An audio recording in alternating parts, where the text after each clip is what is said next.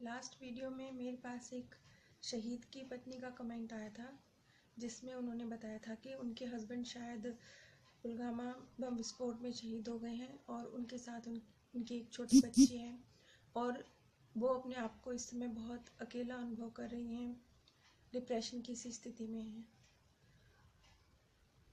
सबसे पहले तो हमें ये बात समझनी होगी कि जो भी व्यक्ति, जो भी आत्मा देश के कल्याण के लिए शहीद होती है या किसी अन्य आत्मा की हेल्प करते हुए शहीद होती है, किसी दुर्घटनाग्रस्त व्यक्ति को बचाते हुए शहीद होती है, किसी डूबते हुए व्यक्ति को बचाते हुए शहीद होती है, देश के हित के लिए, देश के कल्याण के लिए शहीद होती है, इस तरह की जो महान आत्माएं होती हैं वो बहुत बहुत बहुत सकारात्मक ऊर्जा को अपने साथ लेकर स्वर्ग की ओर जाती हैं, बहुत सकारात्मक ऊर्जा को लेकर।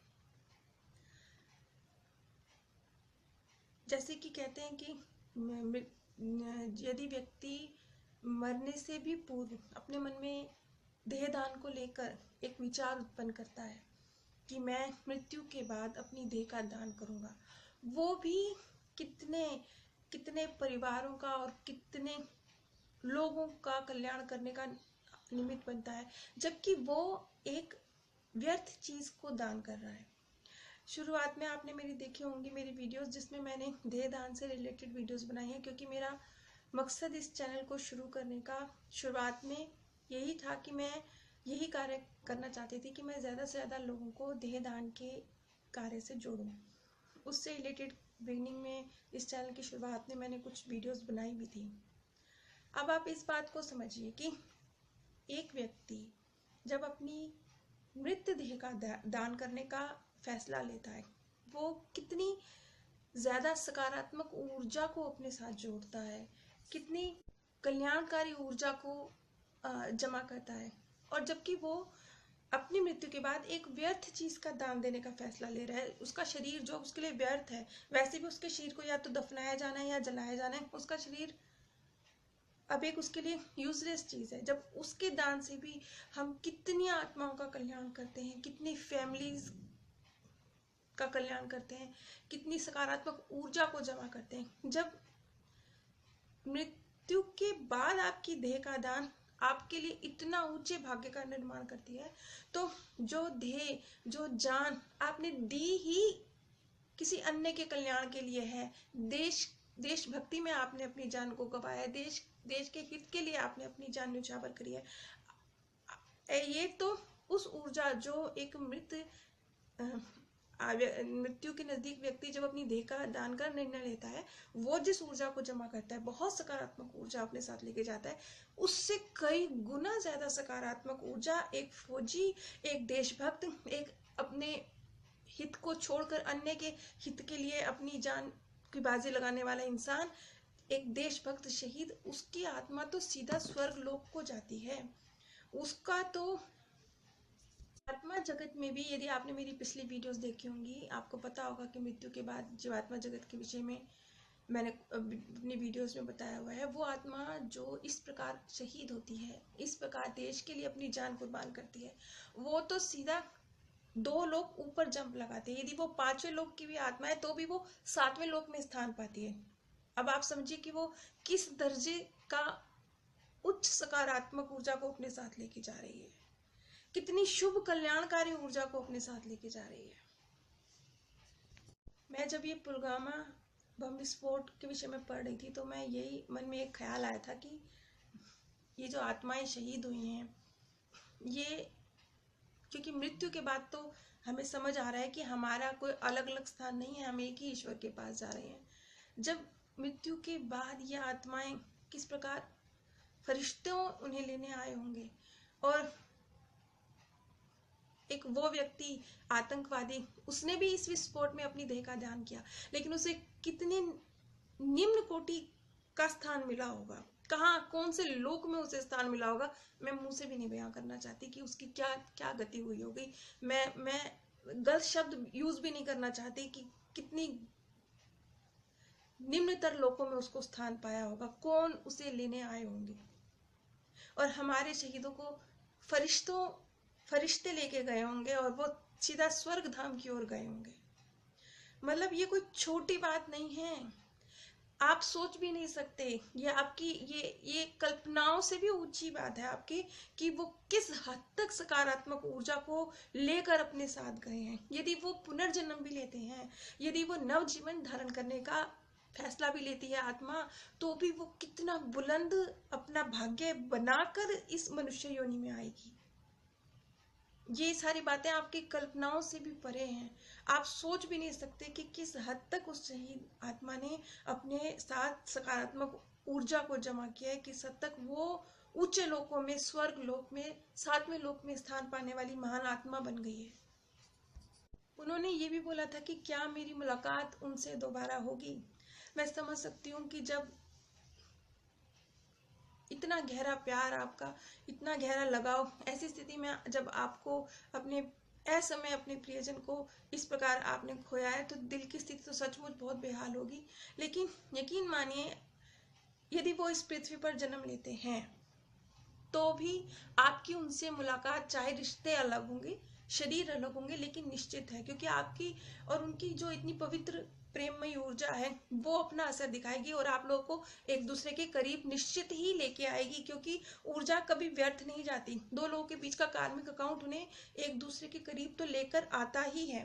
तो आप उनके करीब निश्चित, यदि वो दूसरा जन्म भी लेते हैं तो किसी न किसी रूप में आपकी और उनकी मुलाकात तो तय है, बल्कि बहुत सुंदर मुलाकात तय है, क्योंकि एक बहुत प्रेममयी ऊर्जा आप दोनों के बीच में है।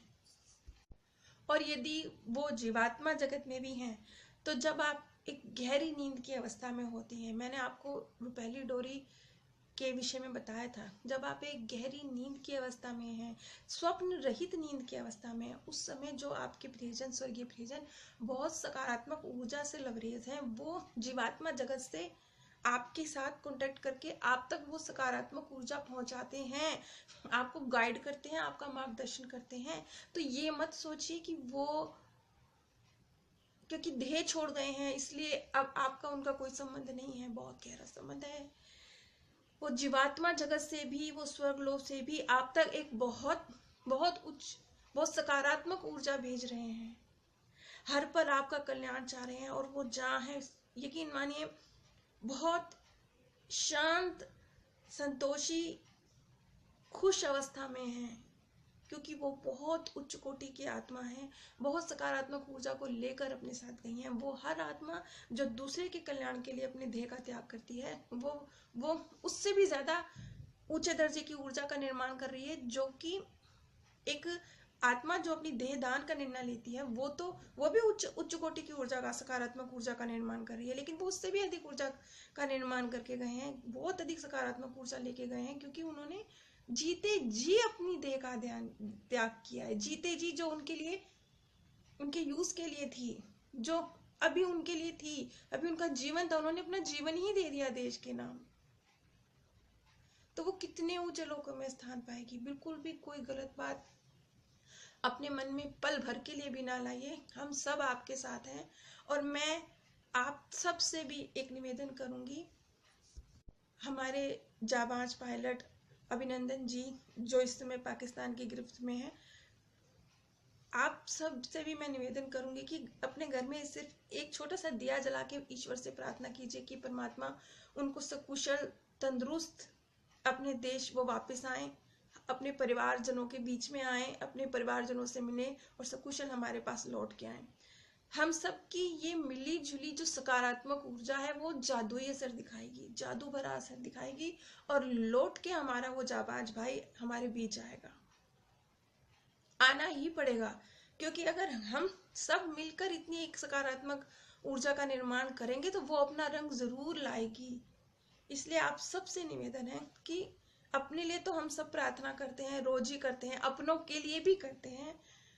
वो भी अभिनंदन जी भी हमारे भाई हैं, एक बार हमारे भाई के लिए भी आज के दिन एक दिया जला के ईश्वर से प्रार्थना कीजिए कि वो हम सबके बीच में वापस आए, जल्द आए, सकुशल आए।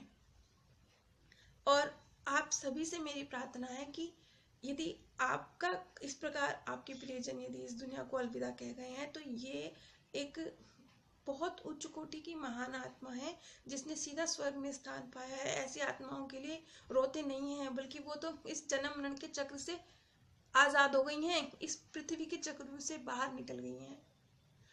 उनके लिए आंसू ना बहाएं, वो हमारे देश का गौरव है। और भी बहुत से प्रश्न पिछली वीडियो में आए हुए हैं।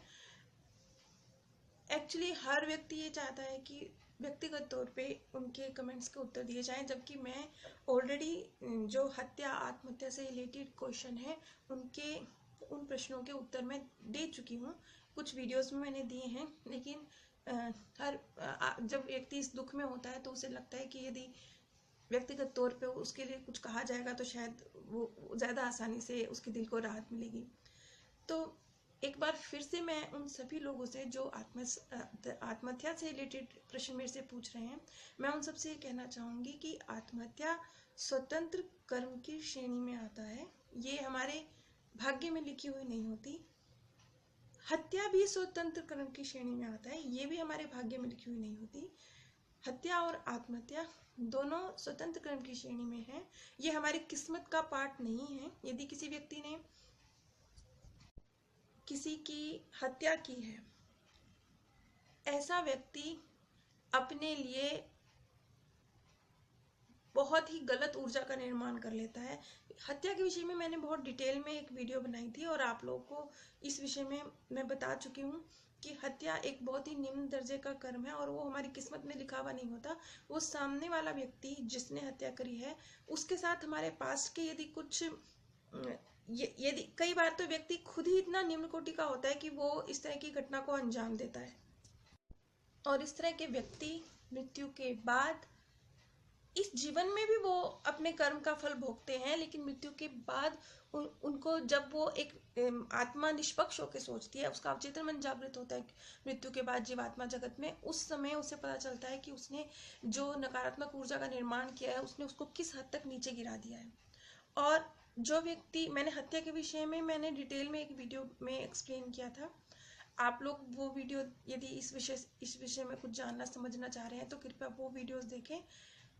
जो व्यक्ति किसी की हत्या करने का निर्णय लेता है, ऐसा व्यक्ति न सिर्फ अपने लिए नकारात्मक ऊर्जा जमा करता है, बल्कि जो उसके पीछे प्रियजन रह गए हैं वो भी, जिनका व्यक्ति गया है, वो भी जो ऊर्जा निर्माण कर रहे हैं जीते जी अपने उस व्यक्ति को याद कर करके, जाने वाले व्यक्ति को याद कर करके, वो भी एक बहुत नकारात्मक गलत कार्मिक अकाउंट, गलत ऊर्जा कंटिन्यूसली उस मर्डर करने वाली आत्मा तक जीते जी इसी जीवन में भी कंटिन्यूसली उस आत्मा तक एक नेगेटिव ऊर्जा पहुंच रही है। और मृत्यु के बाद तो उसे जीवात्मा जगत में सीधा एक दर्जे नीचे का स्थान मिलता ही है। इसलिए जो भी लोग किसी की हत्या करते हैं, इस तरह के लोग बहुत गलत ऊर्जा का निर्माण करते हैं, और इसका बहुत जल्द यदि कानूनी एक सामाजिक न्याय ना भी मिल पाए, समाज एक कानूनी न्याय नहीं भी मिल पाता, उन्हें कानून द्वारा सजा चाहे नहीं भी हो पाती, तो भी ईश्वर बड़े न्यायकारी हैं। ईश्वर के अदालत में सबके लिए बिल्कुल सच्चा न्याय किया जाता है।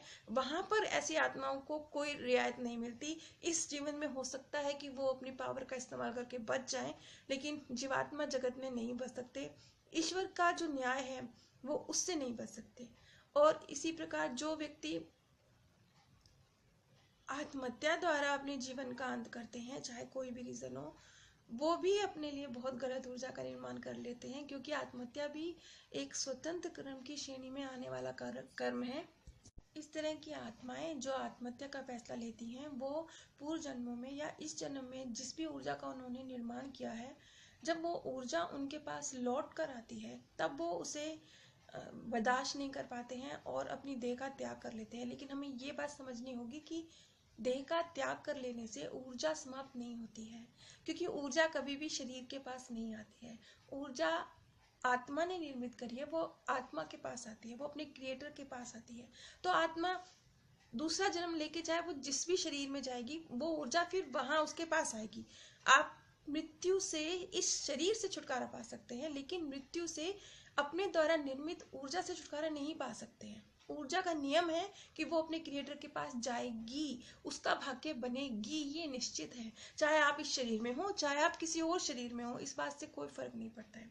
इसलिए आत्महत्या और हत्या ये स्वतंत्र कर्म की श्रेणी में आते हैं। ये हमारे भाग्य में ईश्वर ने लिख दिया या हमारे भाग्य में लिखा हुआ था, ये इस श्रेणी में नहीं आते हैं। हाँ, यदि दुर्घटनावश या किसी बीमारीवश किसी की मृत्यु होती है, वो हमारी किस्मत में लिखा हुआ हो सकता है। यदि आप एक सही तरीके से कार ड्राइव कर रहे हैं, सही रास्ते पे जा रहे हैं, सही स्पीड से जा रहे हैं, लेकिन कोई दुर्घटना घट जाती है, किसी व्यक्ति का एक्सीडेंट हो जाता है, ये किस्मत में लिखा हुआ था, ये भाग्य में लिखा हुआ था, क्योंकि यहाँ पे आपकी भावना बहुत शुद्ध थी, निर्मल थी, प्योर थी। उस व्यक्ति को नुकसान पहुंचाने का आपका कोई इरादा नहीं था, लेकिन ऐसा घटना घट गई, आपके द्वारा घट गई, ये किस्मत की बात है। यहाँ पे एक पास का कार्मिक अकाउंट उन दोनों आत्माओं के समक्ष प्रकृति द्वारा आया है। प्रकृति ने वो सिचुएशंस क्रिएट करी हैं। व्यक्ति ने स्वयं अपने स्वतंत्र कर्म के द्वारा उस परिस्थिति को क्रिएट नहीं किया है। इसलिए इसी प्रकार यदि कोई बीमारी होती है, वो भी हमारे पूर्व जन्मों के कर्मों का रिजल्ट है या इस जन्म के कर्मों का रिजल्ट है। तो चाहे वो बीमारी से मृत्यु हो या दुर्घटना में मृत्यु हो, ये किस्मत के दायरे में आते हैं। लेकिन यदि आत्महत्या या हत्या होती है, तो ये हमारे स्वतंत्र कर्म के दायरे में आते हैं। ये किस्मत में लिखी हुई बातें नहीं है। इसीलिए मैं ये बात कहती हूँ कि जिन लोगों के अवचेतन मन जितने अधिक जागृत होते हैं, वो शरीर और आत्मा के बीच का फर्क जानते हैं, वो ये ऊर्जा का चक्र समझते हैं। आध्यात्मिक रूप से जागृत आत्मा आत्महत्या का कदम कभी नहीं उठाती। आध्यात्मिक रूप से जागृत आत्मा, जिसका अवचेतन मन जागृत है, ऐसी आत्मा कभी आत्महत्या का कदम नहीं उठाती, क्योंकि वो जानती है कि आत्महत्या द्वारा वो सिर्फ शरीर का समाप्त कर सकती है, ऊर्जा समाप्त नहीं कर सकती। इसलिए जिसका भी अवचेतन मन जागृत है, जो भी आत्मा आध्यात्मिक रूप से जागृत है, ऐसी आत्माएं आत्महत्या जैसा कदम कभी नहीं उठाती। आप सभी पर परमात्मा का सौंदर्य, प्रेम और आनंद हमेशा हमेशा बरसता रहे। आप सभी दिव्य परम धाम में स्थान हासिल करें। और मेरे देश के वीरों के लिए, मेरे देश के शहीदों के लिए मेरी ईश्वर से प्रार्थना है कि वो अपना एक सुरक्षा का कवच, अपनी सौंदर्य की, प्रेम की, अपनी कृपा की छत्र छाया मेरे सभी फौजी भाइयों पर हमेशा हमेशा बनाए रखें। और मेरे सभी फौजी भाई मेरे परमात्मा की निगरानी में रहें, उनकी छत्र छाया में रहें, उनकी सुरक्षा के घेरे में रहें।